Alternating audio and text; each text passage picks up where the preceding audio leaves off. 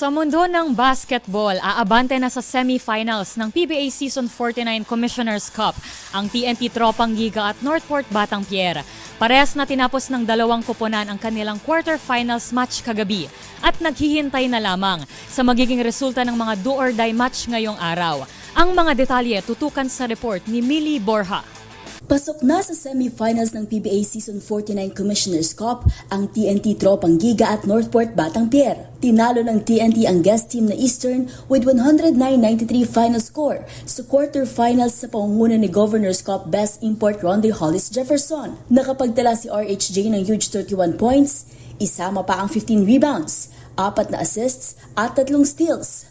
Hindi rin nagpauli sa scoring si Reynang Batak listing 18 points, habang nakapag-deliver naman ng 16 markers ang veteran guard na si Jason Castro at 15 naman mula kay Boy Eram. Sa ngayon, naghihintay na lang ang TNT kung anong team ang magwawagi sa labanang Converge at Win or Shine sa quarterfinal matchup kung saan lamang ng isang Fiber Xers. Samantala, sa ibang laro, aabante na rin sa semis ang Northport Batang Pier matapos talunin ng Magnolia sa best of 3 quarterfinals match. With nail-biting 113-110 score, minarkahan ng Northport ang kanilang unang semis appearance makalipas ang 6 na taon at ang ikatlo sa kanilang buong franchise history. Sa third quarter, nagsimulang uminit ang laro ni Kadam Jack para maitala ang explosive 30 points, 10 rebounds, 5 steals and 3 blocks. Naghihintay na lang din ang Batang Pier ng resulta sa tapatang Meralco Ginebra sa quarterfinals kung saan lamang naman ang Gin Kings. Para sa MBC TV Network News,